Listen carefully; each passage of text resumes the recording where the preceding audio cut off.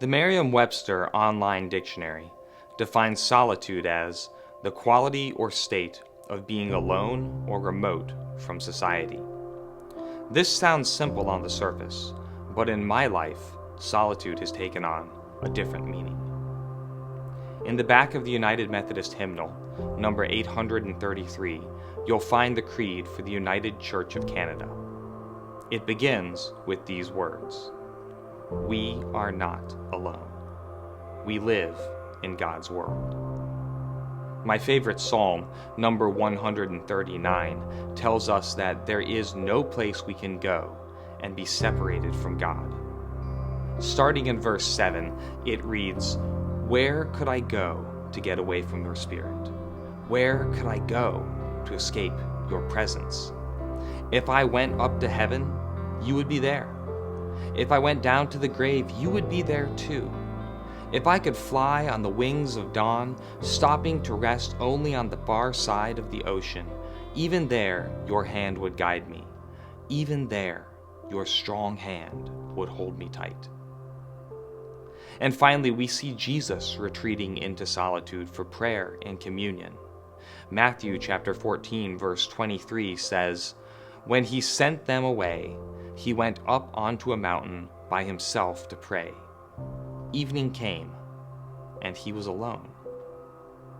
There is no place where God is not, and Jesus, our teacher and example in the faith, does not retreat into solitude to be by himself only, but rather to be alone with God.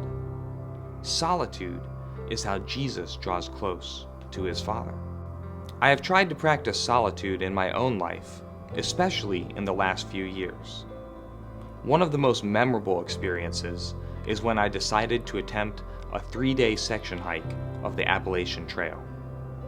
I hadn't hiked much before, and camping was not part of my childhood experience. So I did lots of research, including watching hours of videos and reading blogs. I assembled a kit of sophisticated, ultralight hiking gear and set out from the Amicalola State Falls Visitor Center just before Thanksgiving. I had set aggressive mileage targets for myself, hoping to average between 25 to 30 miles each day. I got a late start on the first day and knew I had to move quickly to make up for lost time. By the time I arrived at my campsite, it was getting dark and the weather was turning. What had started as a mild, sunny Georgia day turned into a severely windy night where the temperature plunged to 12 degrees. And it turns out that hours of YouTube do not replace practical experience. Though I thought I was prepared, I quickly learned that I did not know how to use my new camping gear. Most importantly, I did not know how to use my sleeping quilt to keep myself warm at night.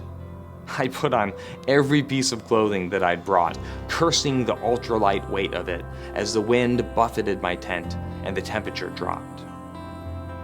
And in that moment, I knew solitude. Not because I was on the side of a mountain, away from other people, but because I had come to the end of myself, separated from all my striving. I shivered through the night, not sleeping but for a few minutes, praying that I would not get hypothermia. Sequestered in the beautiful autumn mountains, I was not truly alone, because we're never, in fact, truly alone. Rather, I was exposed and raw in God's good creation, there with my Maker, having an honest conversation about life and death. For me, this is the gift of solitude, especially when joined with the discipline of silence. It takes me out of the busyness of my daily life and moves me into a space where I can listen for the still, small voice of my Creator. It teaches me about what it means to be created, what it means to be a creature who is joined in a great web of life with all creation. And after such an experience, I aspire to return from the mountain with a greater sense of humility, generosity, and connectedness, to love God, to love my neighbor, and for the life of the world. This is the gift of solitude in my life.